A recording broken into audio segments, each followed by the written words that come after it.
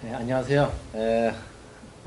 동영상 강의를 처음으로 하다 보니 여러분들이 졸고 있는지 딴 데를 보고 있는지 내가 볼 수 없다는 점이 강의하는 저로서는 조금 불안하기도 하고 미안하기도 하고 그런 생각이 듭니다.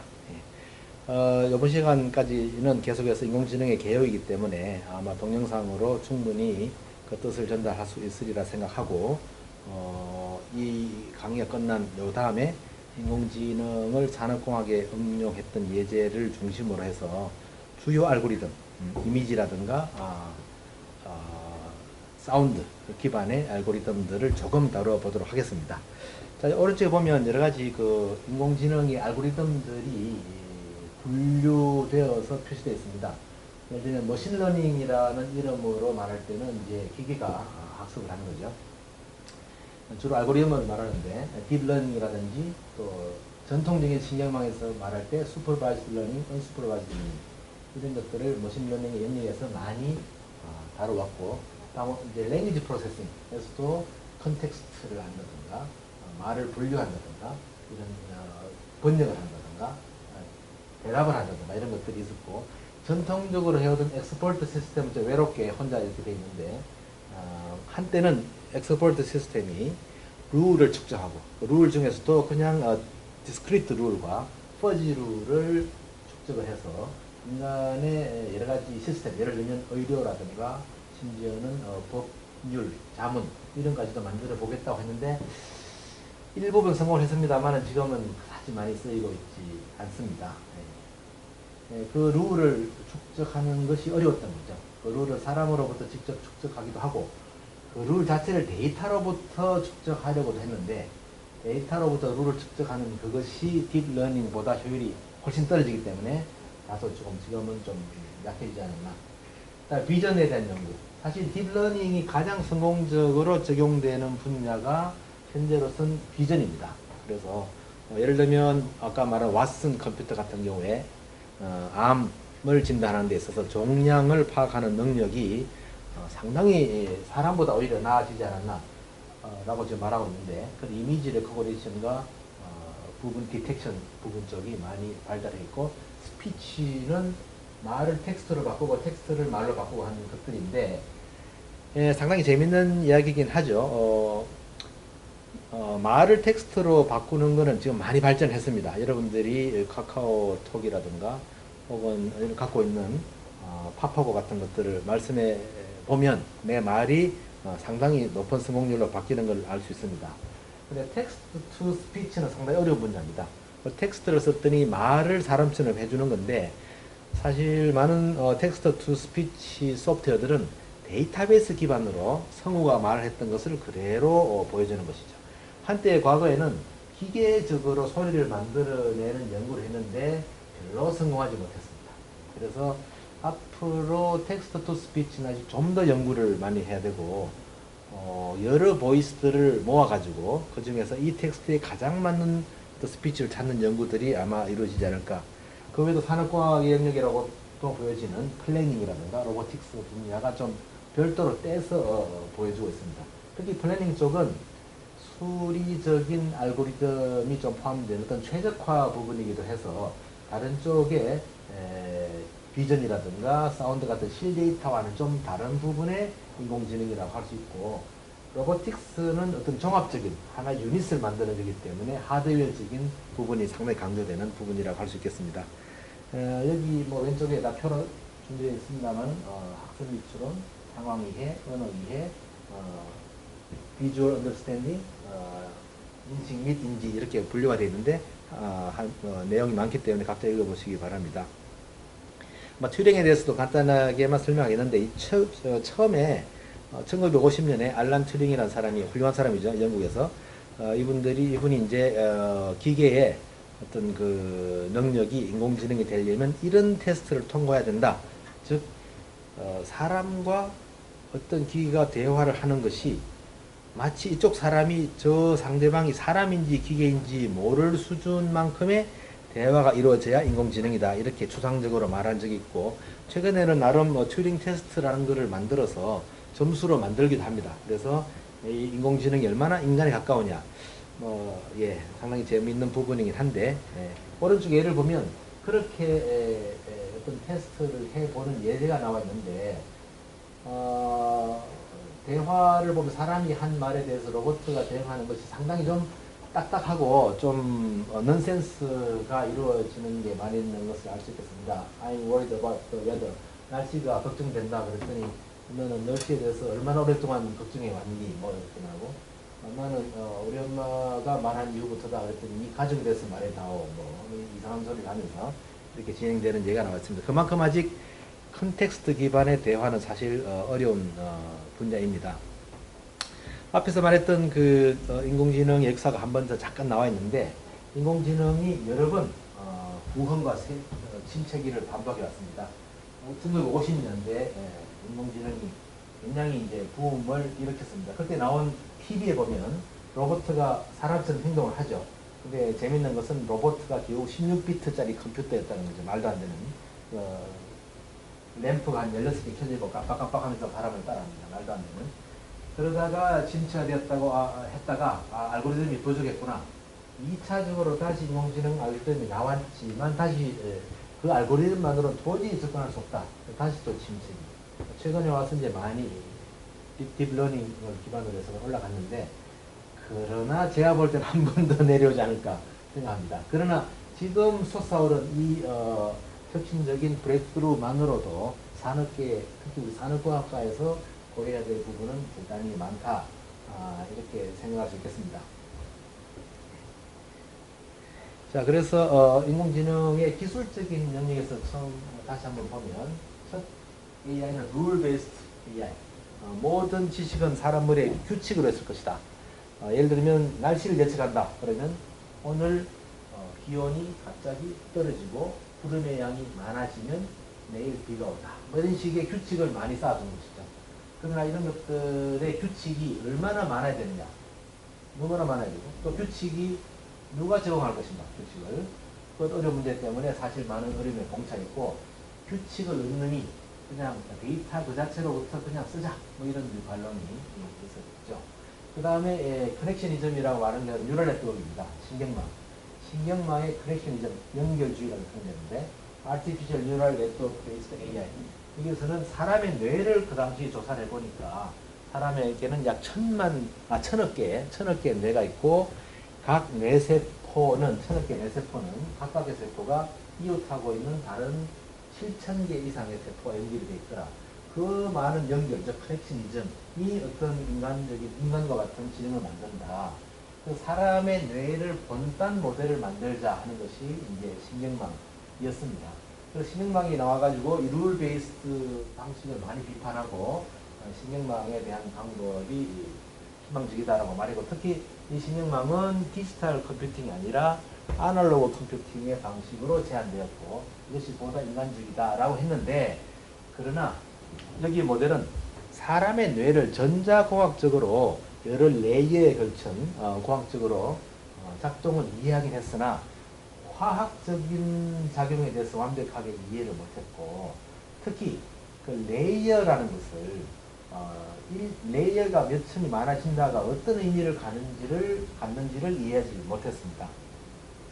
오늘날까지도 신경망에 있어서 노드의 개수나 레이어의 개수가 어느 정도 과학습을 예방한다든지 오히려 과학습을 보장한다든지 하는 것에 대한 완벽한 수학적인 분석은 제대로 되어 있지 않고, 경험적으로 볼 때 최근에 레이어가 많아짐으로써 과학습을 좀 예방한다든가 하는 것들이 가능하겠다 정도인데, 그 당시에는 그런 거 생각하지 못했죠. 그러다가 뉴럴 네트워크가 침체기를 맞다가 현실적으로 돌아오자 통계 데이터로부터 할 수 있는 거 다 해보자. 우리가 수업 시간에 배웠던 리그레션이라든가 대기분석, 그거 외에도 통계 가지고 할 수 있는 여러 가지 가정에 대한 가설에 대한 검증, 이런 것들을 통계 기반으로 할 수 있지 않겠느냐. 상당히 성공을 거뒀습니다. 이런 것들을 이제 데이터 마이닝이라고 하고, 데이터 마이닝은 특히 마케팅이라든가 경영 지표에 대한 달성 여부라든가 고객에 대한 군집화나 CRM 쪽에서 상당히 성공을 거뒀습니다. 그러나 이런 AI는 그러한 그 정형화된 데이터가 많이 모일 때 가능한 것이고, 특히 비정형적인 데이터, 비전 그 자체라든가 음성이라든가 혹은 데이터 자체는 정형적이라 하더라도 데이터의 많은 누락된 부분, 미싱하는 경우가 많은 경우에는 이러한 통계적인 툴이 별로 큰 의미가 없다는 걸 알게 되었습니다.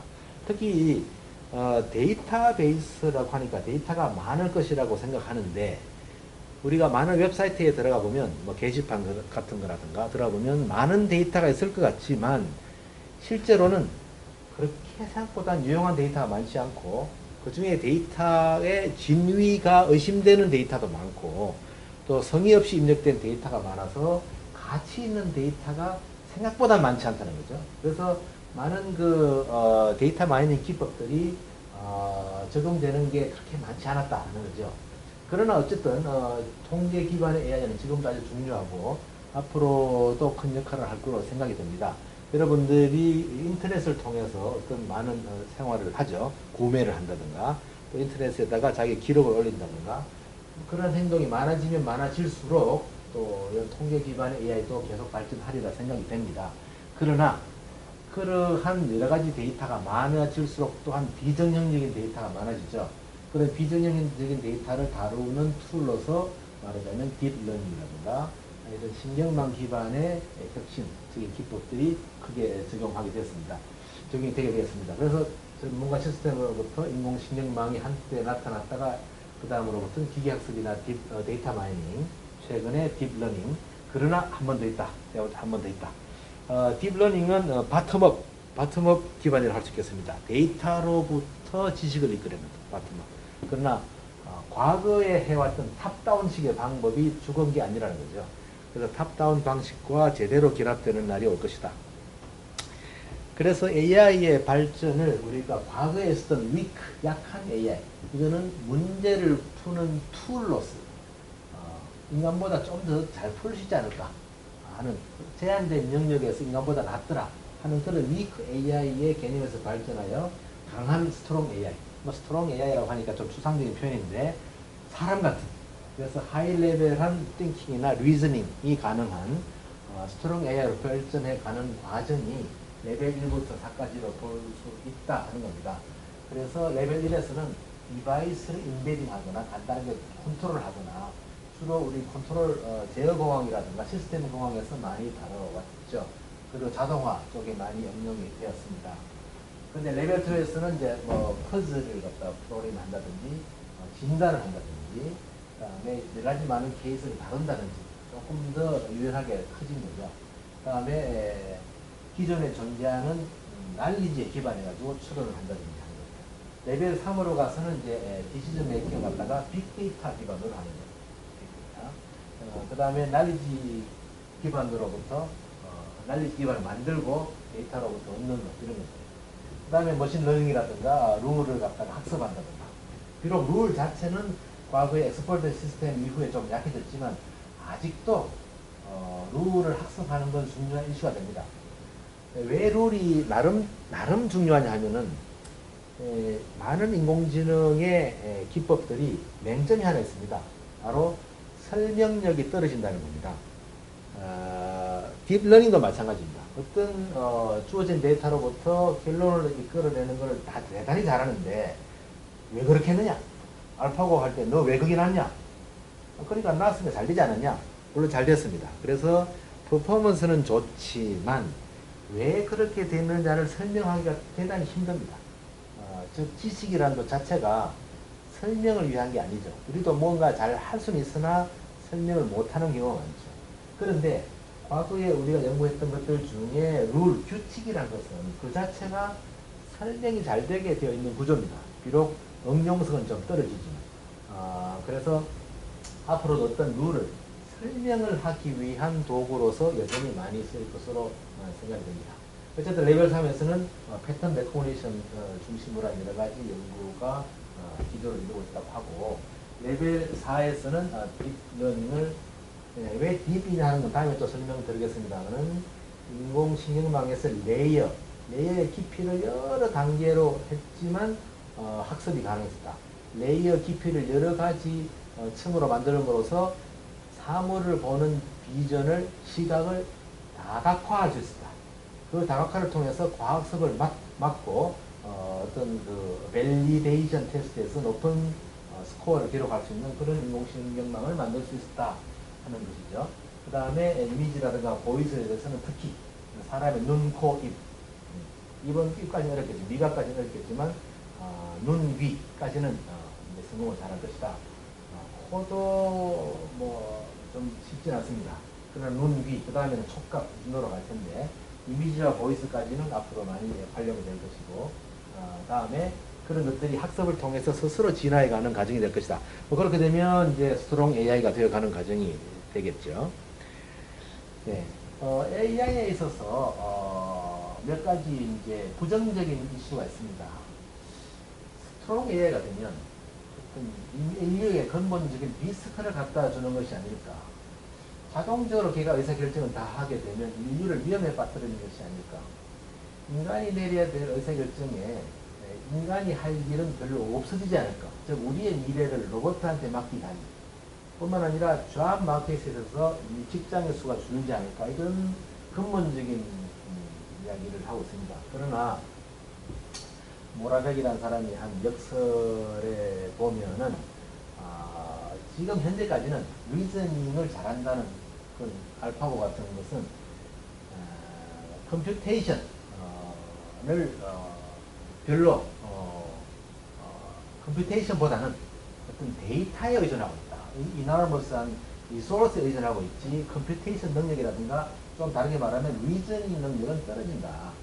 지금 컴퓨터가 리저닝 능력이 약한데 리저닝 능력에 뛰어난 사람을 대체할 수 있겠는가? 그거는 아직은 아니다. 이렇습니다. 아까 알파고 얘기를 할 때 제가 IQ 30밖에 안 된다고 했는데 물론 사람 따라 의견이 다르겠습니다만은 현재 IQ로 봐서는 아직까지 1년 정도의 어린애 수준. 물론 미래 가서는 어려운 문제를 풀 수도 있겠지만 이런 것들이 아직은 아니다 라고 저희가 생각하는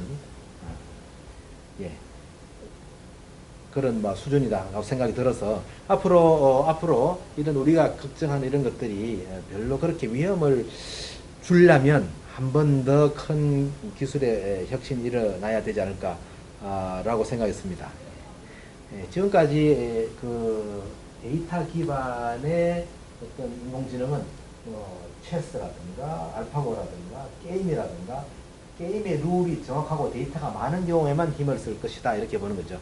사실 옛날에 산업혁명을 생각해 보면 산업혁명이 나타나가지고 인간이 직장을 많이 잃을 것이라고 생각했는데 실제로 작업 현장에서의 블루 칼라들의 직업은 많이 잃었습니다. 그러나 비즈니스 케이스들이 많아짐으로 인해서 오히려 화이트 칼라의 잡이 많이 늘어나서 결과적으로는 오히려 산업이 더 커졌던 거죠.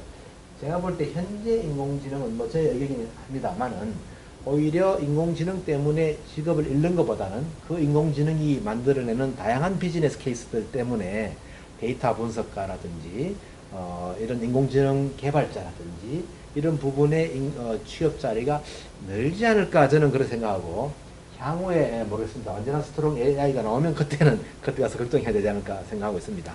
그 다음에 윤리적인 문제도 말하고 있는데 이거는 사실 제가 볼 때는 좀 부작용 정도로 생각하면 될 것 같은데 화상을 보고 이 내용이 뭐게라고 이제 컴퓨터에 알아맞히게 했는데 모든 데이터를 평소에 다 소화하려고 하다 보니 좀 무리한 결과가 나온 예인데 이거는 자동차라든가 비행기라든가 잘 맞히다가 갑자기 사람 보고 고릴라다 이렇게 판단해버렸죠.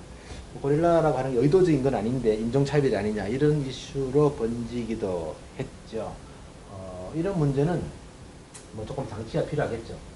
그러나 제 생각에 이런 에러를 가지고 윤리적인 문제까지 비유한다는 건 좀 심하지 않을까 생각이 됩니다. 그 다음에 이제 아까 데이터로부터 인공지능이 배운다고 말했는데 테이라는 어떤 그 컴퓨터가 누구한테 배우느냐에 따라서 훌륭한 인공지능이 되느냐 나쁜 인공지능이 되느냐 하는 얘기입니다. 얘가 아주 저질적인 대화로부터 어떤 학습을 시켜봤더니 나중에도 사람하고 채팅을 시켰더니 굉장히 저질적인 대화를 하더라. 너 인종차별주의자냐? 네가 멕시코니까 그렇지. 이렇게 아주 9.11에 대해서 유태인이 일으켰다. 이상한 소리를 하면서 이런 것들을 한번 제가 볼 때는 재미로 한번 해봤더니 그렇게 된다. 즉 인공지능은 사람을 따라한다. 는 것의 하나의 반증, 예제 정도이지 이걸 가지고 윤리적인 문제를 삼을 것 같지는 않고 다만 이것을 좀 이슈화하려는 막 그런 언론의 어떤 흐름이 있지 않나 생각이 됩니다. 자, 그럼 인공지능이 과연 유토피아를 이룰 것인가 혹은 디스토피아, 인간의 노동시장을 말살하는 그런 게 될 것이냐. 여전히 저는 같은 의견인데 유토피아니 디스토피아니를 논할 단계는 되지 않았다. 인간의 노동을 쉽게 해주고 도와준다면 유토피아 될 테고 인간의 조합 마켓을 뺏어서 인간이 필요 없게 만들면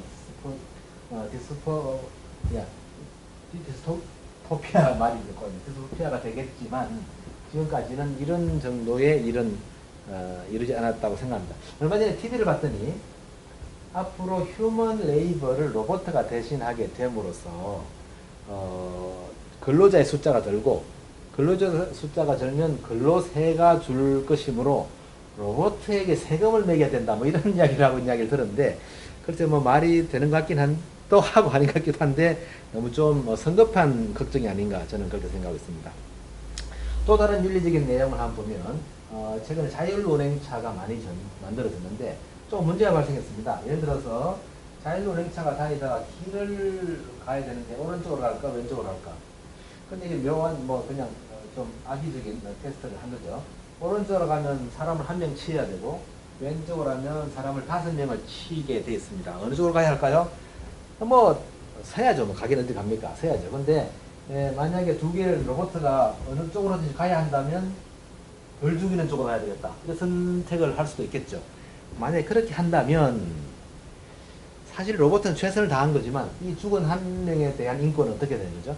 그리고 이거에 대한 책임은 로봇가 돼야 되는 건지 그 로봇을 만든 인공지능 개발자가 돼야 되는 건지 이런 묘한 수수께끼 같은 윤리적인 이슈가 나온 적이 있습니다. 여기도 마찬가지로 자동차가 다니다가 자율운행차가 가다가 사람이 많이 있으면 왼쪽으로 틀어라.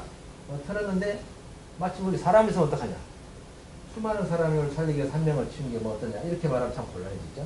혹은 그런 사람이 없더라도 벽을 박다 보니 승객이 죽을 수도 있고 이런 경우들에 있어서 어떤 게 윤리적이냐. 이런 이슈들은 좀 애매한 문제인데 최근에 인공지능의 도래를 대비한 법적인 이슈들을 연구하는 분들이 있더라고요. 그래서 새로운 법 조항이라든가 상황을 갖다가 인공지능이 제공하는 어떤 서비스나 그런 상황에 있어서 발생하는 사건 어떻게 다룰 것이냐 하는 그런 것들이 이제 문제로 나타나긴 합니다. 풀어야 되는 문제라고 생각합니다. 예. 그 다음에 또 하나 문제는 이제 인공지능의 대표적인 게 자율운행차를 보겠습니다. 자율운행차는 굉장히 많은 정보에 의존해서 운행을 합니다. 자율주행차 안에 있던 레이더 시스템이라든가 여러 가지 센서라든가 카메라라든가 하는 것도 써먹지만 이 자율운행차에게 정보를 주는 인공위성이라든가 통신 기반 시설이라든가 고객들이 갖고 있는 스마트폰이라든가 이런 것들이 제공되었을 때 이걸 종합적으로 이제 판단해서 운행을 하게 되는데 문제는 어떤 맹점을 가질 수 있냐. 누군가가 해킹을 하게 되면 제3자가 이 자동차를 운행할 수도 있다는 거죠. 자, 그렇게 되면 자동차를 타고 있는 사람의 안전이나 프라이버시 또 문제도 되고 근본적으로 이 시큐리티의 해킹의 문제는 바로 윤리의 문제하고도 연관될 수 있다 하는 거죠. 어쨌든 살기가 인공지능 덕분에 좋아지기도 하지만 많은 법적 문제라든가 고려해야 될 윤리적인 문제를 일으키기도 합니다. 이런 것들은 이제 우리 공과대학에서 다루기보다는 인문계라든가 철학이라든가 이런 쪽에서 좀 고민해야 될 일이 아닐까 생각하고 있습니다. 그 다음에 안전, 아까 말했는데 최근에 자율운행차를 만든 테슬라 자동차가 사고를 일으킨 적이 있습니다. 알고리즘의 오류였죠. 알고리즘이 가다가 트럭과 자율운행차가 충돌해서 사고가 났는데 알고리즘을 계속 개선을 하겠지만 이거의 책임을 누구한테 돌릴 것인가 이런 문제가 현재 큰 이슈가 되고 있긴 합니다. 첫 번째 PPT를 마치고 바로 두 번째 PPT로 들어가도록 하겠습니다. 두 번째가 어디 있지? 잠깐만 내가 못 찾고 있네. 예. 요건가? 아닌데? 예. 잠깐만 꺼보실래요? 예.